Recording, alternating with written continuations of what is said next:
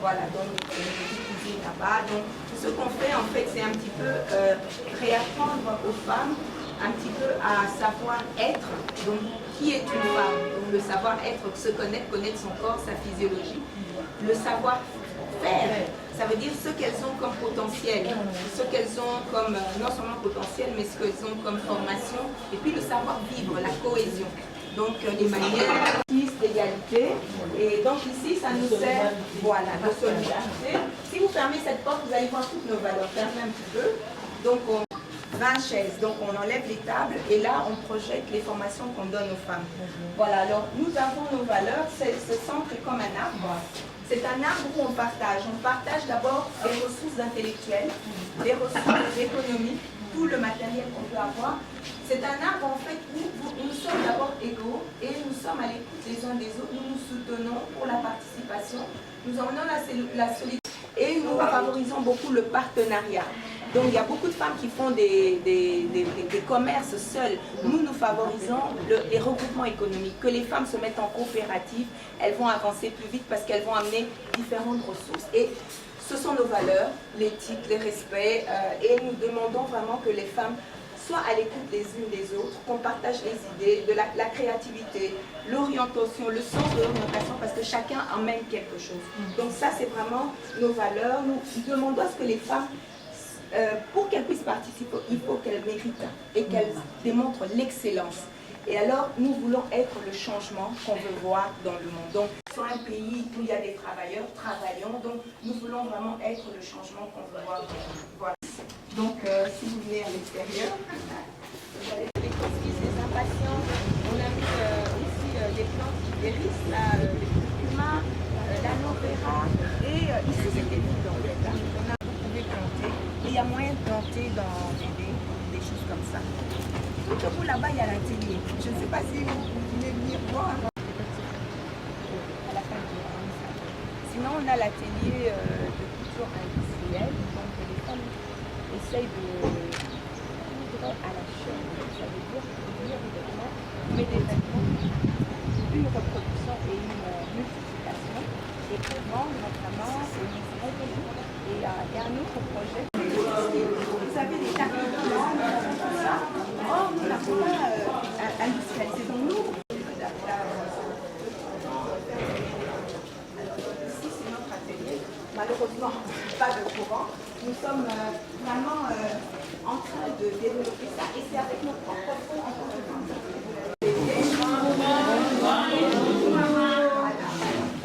Donc, la majorité de femmes ici, venez un peu présenter quelques vêtements, hein, juste quelques vêtements. Donc, la majorité ne viennent pas seulement produire, mais des formations. Vous voyez des Congolais qui sont venus aussi ici former d'autres Congolais pour pouvoir commencer à faire leur propre tissage. Vous voyez, parce que pour le moment, ça ce sont des bazins qui ont été faits ici. Hein. Donc, vous voyez, oui, ça ce sont les batiks avec, voilà, vous voyez. Mais ça, c'est pas encore le bazin riche. Hein. Moi, la moka que nous avons bazin riche pour nous et pas maman Martini.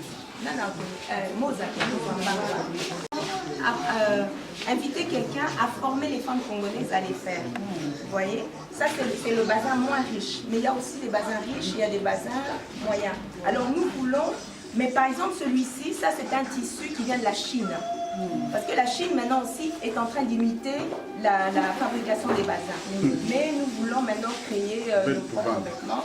Ça c'est un peu, ça sont des tissus évidemment qui viennent de la Chine, mais la vision c'est de pouvoir faire nos propres tissus. Voilà. Ça c'est un modèle. Voilà, c'est un modèle. C'est tout cool. Voilà. Mais nous faisons ça à la chaîne, ça veut dire qu'on en créera une centaine avec une marque.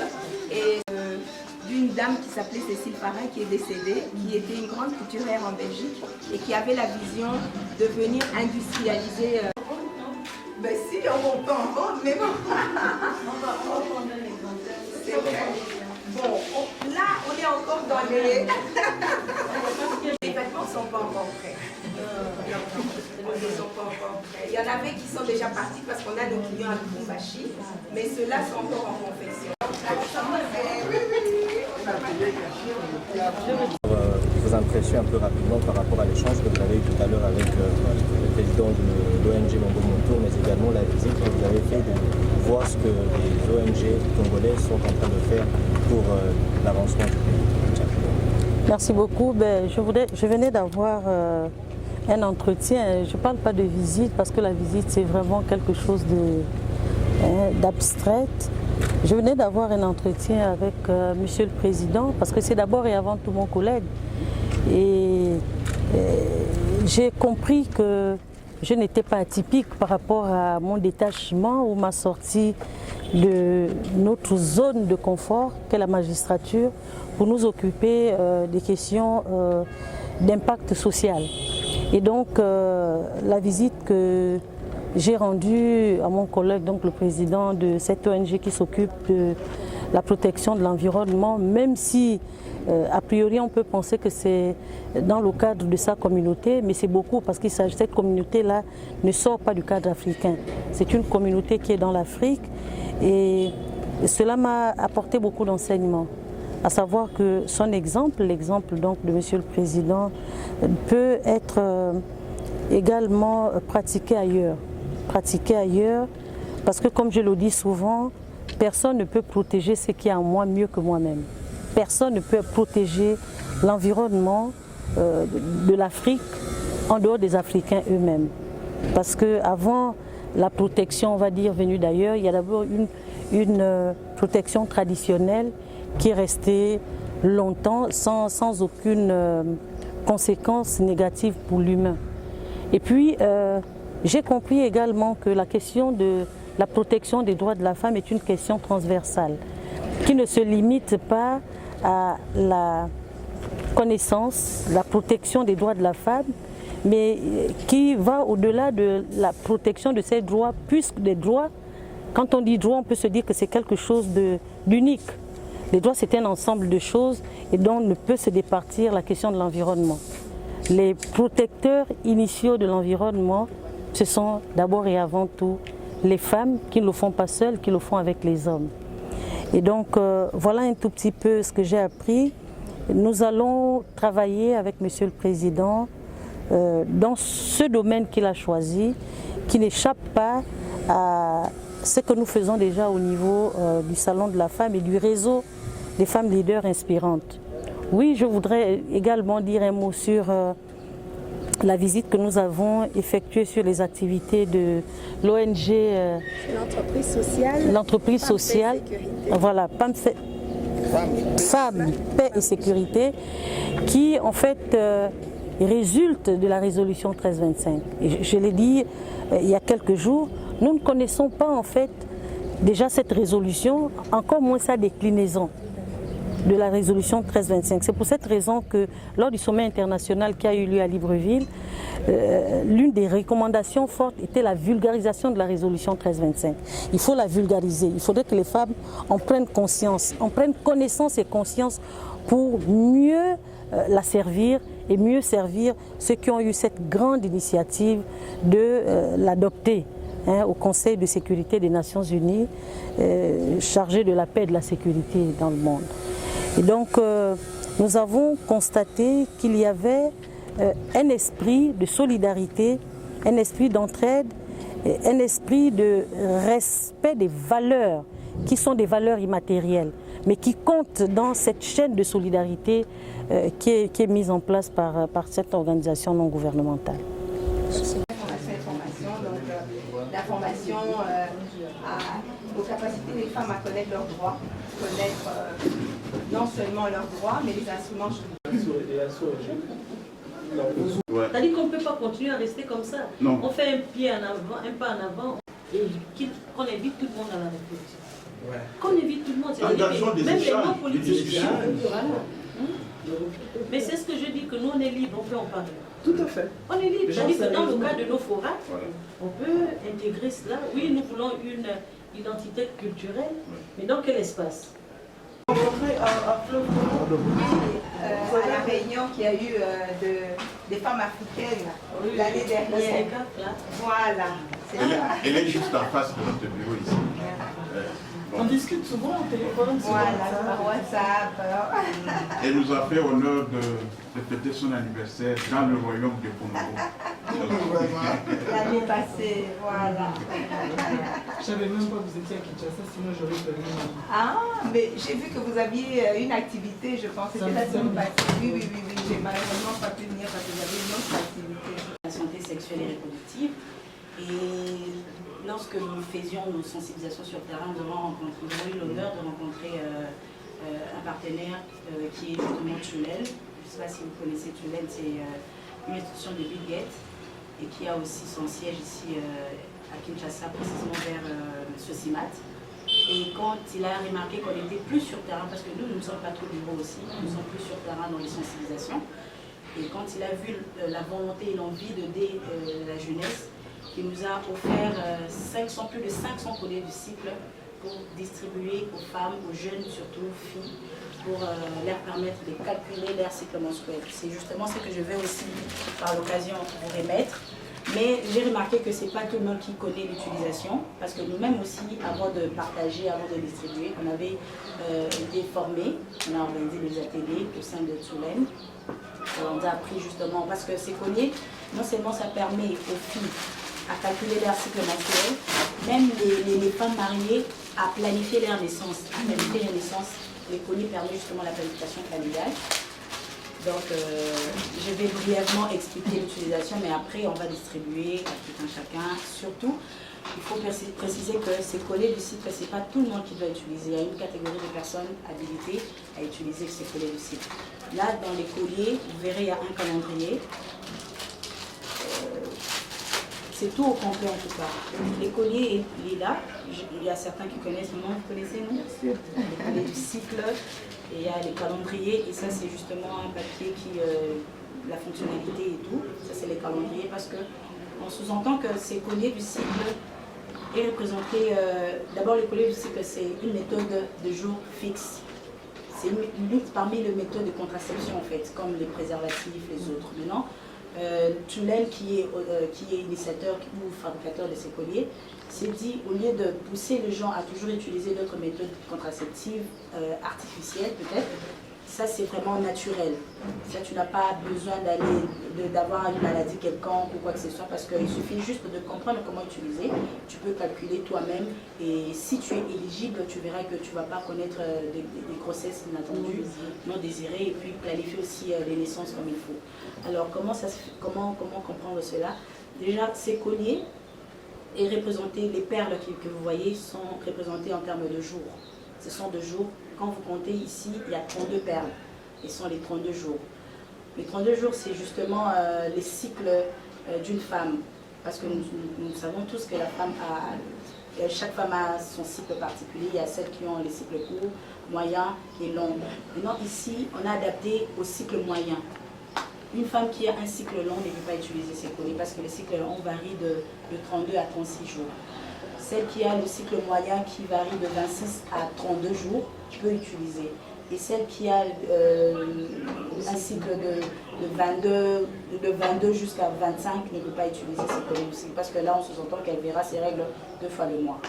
Quand je parle de cycle, il y a des gens qui comprennent moins le cycle de 32, 36. Bon, je passe pour aller plus vite avec les explications. Alors ici, il y a différentes perles avec des couleurs différentes. Ici, vous allez voir, il y a une flèche et un anneau qui permet justement de faire passer chaque jour. Et les perles, comme j'ai dit, ce sont de jour. Ici, la perle rouge, c'est justement le jour où la femme voit ses règles. Le premier jour où vous voyez au menstru, vous allez faire passer l'anneau là. Vous laissez comme ça. Donc, les premiers jours, vous voyez vos règles. Même toute femme qui ne connaît pas encore son cycle exactement, que je suis du cycle long, peut utiliser, peut essayer pour voir exactement si réellement je suis de cycle court ou moyen. Le premier jour où vous voyez vos règles, vous placez l'anneau là. Et tous ces jours ici, on se souvient que c'est le jour où les règles, le sang se termine. Oui. Et vous faites passer chaque jour. En tout cas, il faut vraiment, c'est un exercice, c'est d'habitude on nous dit de toujours les mettre au chevet du lit ou bien accrocher vraiment près de son lit. Du fait que quand vous vous réveillez, la première chose à faire, c'est de faire passer l'anneau. Parce que souvent on oublie aussi. Et c'est la raison même du calendrier, parce que si vous oubliez de faire passer, vous pouvez crocheter ici le jour du calendrier, dans le calendrier, et puis comprendre. Alors dès que tous ces jours-ci prennent fin, les jours qui viennent ici, les perles, c'est verte en réalité, parce que quand vous mettez en dessous comme ça, c'est vert. C'est comme ça qu'on parle jour vert, période fertile, parce qu'on fait allusion justement à cette couleur verte. Alors cette perle blanche ou verte que vous venez de voir tout à l'heure, c'est cette période fertile que la femme peut tomber enceinte. On a mis ici beaucoup de perles, mais c'est pas justement toute cette période que vous allez te montrer, parce que si vous calculez 28 divisé par 2, comme on dit, le 14e jour, c'est la période ovulatoire. Maintenant, ici, on prend les jours qui viennent avant et après le 14 jours en question. C'est pourquoi on a tout mis ensemble pour que la personne sache au moins que pendant cette période, je peux tomber enceinte, donc je dois vraiment m'abstenir et puis prendre des précautions. Quand vous dépassez toute cette perle, et cette partie, c'est la période vraiment où vous pouvez passer les rapports sexuels sans problème, vous n'aurez pas à tomber enceinte si vous voulez, ça ne tient qu'à vous. Alors, cette perle marron foncée, c'est une perle témoin. Pourquoi? Parce que c'est ici que ça va déterminer si vous êtes éligible à utiliser ces colliers ou pas. Comment? Quand vous comptez, vous voyez vos règles ici, arrivez à cette perle et que vous voyez encore vos règles, parce que vous êtes encore dans le mois, vous voyez encore vos règles, c'est que vous êtes une personne éligible et qui est dans le cycle court. Éligible ou inéligible, vous n'êtes pas éligible. Donc, vous êtes du cycle court, vous n'êtes pas éligible. C'est comme ça que vous verrez quelqu'un dire « Je suis tombée enceinte, mais j'avais déjà vu mes règles. » Non, mais attends, tu as vu tes règles, mais tu dois encore voir tes règles le même mois. Donc, il faut faire très attention là-dessus. C'est comme ça qu'on dit cette perle, c'est vraiment une perle témoin qui va vraiment vous catégoriser. Alors, une fois que vous ne voyez pas vos règles non plus, arrivez ici et vous dépassez, vous continuez, vous ne voyez toujours pas vos règles. Quand vous arrivez ici et que vous n'avez toujours pas vu les règles, vous n'êtes toujours pas éligible. Là, vous avez atteint les cycles longs. Vous êtes au-delà. Donc, arrivez ici, vous devez voir vos règles. Si vous voyez vos règles à partir d'ici, c'est-à-dire, vous êtes éligible à utiliser ces colliers. Et vous pouvez faire le même exercice 2-3 mois pour vraiment être sûr. Parce qu'une fois, bon, on n'est pas vraiment très sûr, 2, 3, 4 fois, parce qu'il y a des perturbations et des celles-là qui ont de cycles irréguliers et tout ça là. Donc c'est vraiment, c'est collé aussi, qui est certifié, Tulane qui est une organisation internationale ici, et travaille aussi avec les organisations internationales, les systèmes des Nations Unies, avec l'UNFPA aussi, qui d'ailleurs aussi avait attesté ces collés du cycle et d'accord avec, permettre aux filles qui n'auront pas peut-être le temps de faire passer tout le jour l'anneau, de faire à ce que dans leur téléphone, qu'il y ait un système automatique, toujours des alertements. Chaque période, on va alerter. Avant d'arriver pendant cette période fertile, on va essayer de tomber enceinte si vous pratiquez. Même pour ceux qui sont dans le mariage, si on vous dit attention. J'ai remis le collier à madame. D'accord. Ah, merci. Également à maman Marie-Claire. Voilà. Oui, mais j'aimerais quand même que madame nous fasse. Et si vous réunissez tous les pays de la sous-région Afrique centrale, ils n'atteignent pas 80 millions. Donc en fait, en réalité, comme on est à 2 millions, c'est pas bien. Ouais. si on ouvre comme ça, La population de Kinshasa, nous on est c'est loin supérieur à la population.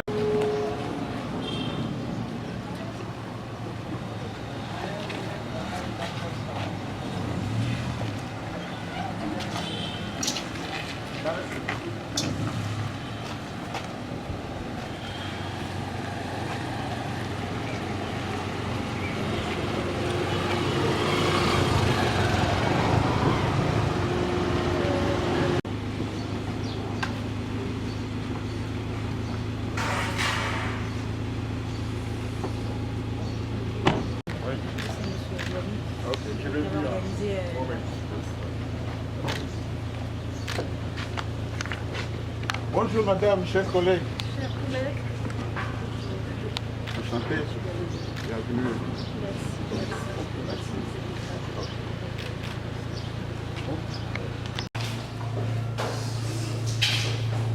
Nous sommes ici.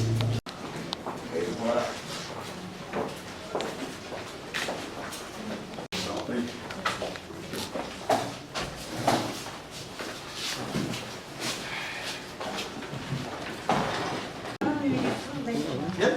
D'autres chaises, parce que... Nous sommes, je suis Jean-Christophe, en 97, à la suite du phénomène de déforestation et de la raréfaction de certaines espèces animales. Alors les populations locales se sont dit il faut qu'on s'attaque à ces fléaux. C'est ainsi qu'ils vont créer Bomoto pour réduire la pression à la fois sur la faune sauvage et sur la forêt. Sur la forêt, en orientant l'agriculture vers la savane, parce que nous sommes une mosaïque forestière. Et sur la faune, en développant notamment des activités alternatives, l'élevage, du bétail, et ainsi de suite. Mais en 2001, on sera alerté par le braconnage des bonobos. C'est une espèce de grand singe avec cette particularité, on connaît un peu la géographie de la RDC, c'est la partie comprise entre le fleuve Congo et la rivière Kasaï. Cet angle-là. Donc, ils ont estimé ces organismes situés au nord de notre zone. Et des fois, on nous chassait même dans les conférences. Là, on vous pose la question, vous protégez quoi? La conférence des grands singes, bien sûr. On protège les bonobos en partie. Donc, on nous prenait pour des gigolos. Il y a d'ailleurs que les bonobos tirent son nom de la déformation des bonobos. Les pères à un bébé gorille se sont vite rendus compte qu'ils sont devant une nouvelle espèce à laquelle il faut comme il faut faire avec. Nous avons été conviés, malgré tout, de faire une présentation. Des gens originaires de chez nous, des scientifiques du domaine, mais qui n'ont jamais dit qu'il y avait de bonobos dans votre territoire. Comment on peut vous voir? Notre origine commune, origine professionnelle commune, qui n'est pas souvent très facile à quitter pour s'intéresser aux choses de tout le monde. Parce que la société comme étant des êtres froids, insensibles et qui appliquent froidement la loi, parce que comme la loi est froide, et puis le magistrat l'applique froidement, l'enfant social pour être social aussi considérable et à plonger dans la masse. Associatif. Oui, moi également, je m'occupe un tout petit peu de ces questions. Ces questions avec effectivement des pâtures du sifflet. Le sifflet étant le sommet international des femmes d'hiver inspirantes. Femmes d'hiver africaines inspirantes. Avec une similitude au niveau des forêts.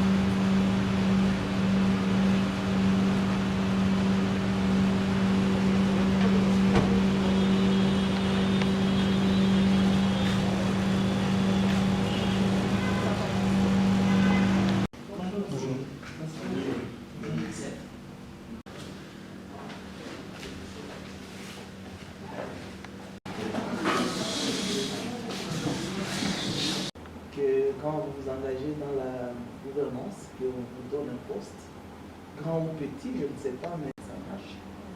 Mais dans mon combat de tout le temps, je suis vraiment une combattante pour la Russie et bienvenue chez nous. Je peux chercher.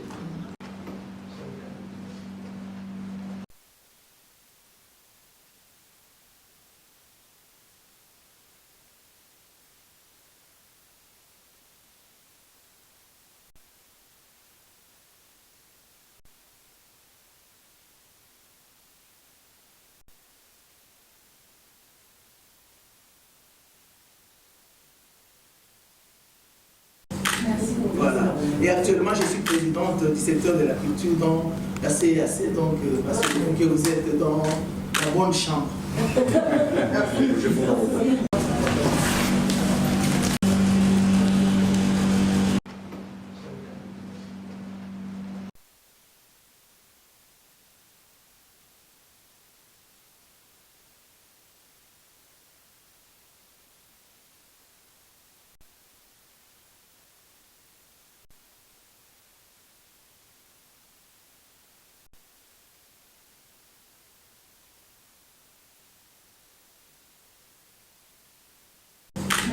Voilà. Et actuellement, je suis présidente du secteur de la culture dans la CAC, donc parce que vous êtes dans la bonne chambre.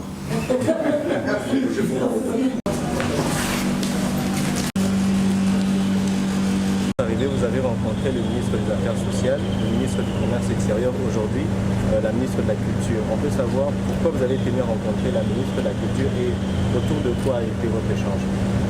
Merci beaucoup. Oui, après le ministre des Affaires sociales avec qui on en partage la gestion des personnes vulnérables, sinon un tout petit peu oubliées, il y a eu le ministre du Commerce pour les intentions que nous avons dans le cadre de la coopération africaine, de l'autonomisation de la femme africaine. Et puis ici, le ministre de la Culture et des Arts. Comment peut-on visiter un pays sans s'imprégner de la culture de ce pays, avec les idées que nous avons de créer un pont pour l'identité africaine? Comment ne pas déjà s'intéresser à la question de la culture congolaise que nous avons en partage au niveau de l'Afrique, puisque les souches sont les mêmes.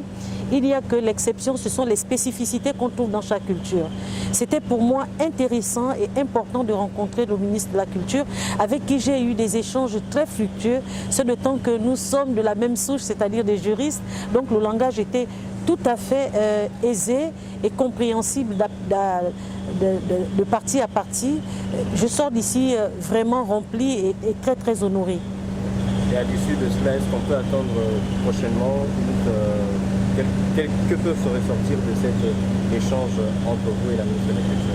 La particularité des juristes praticiens, c'est, comme le nom le dit, d'être pragmatique parce qu'on pratique.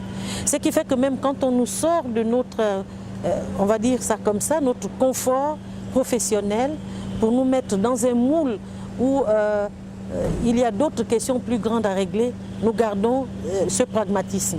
Nous allons donc mettre en place très rapidement un partenariat culturel, parce qu'il faudrait également dire que les droits fondamentaux s'intéressent également aux droits culturels.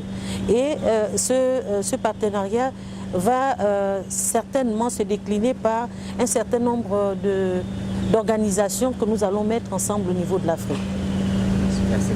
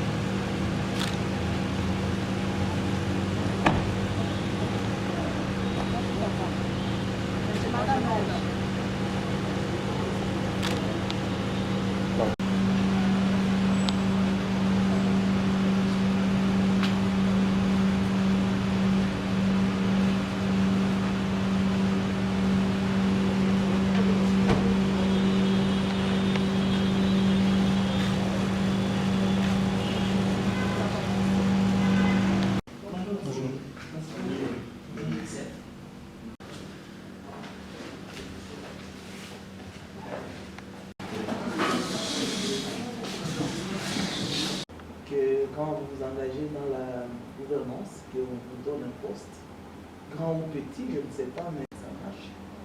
Mais dans mon combat de tout le temps, je suis vraiment une combattante pour la Russie et bienvenue chez nous. Je peux chercher.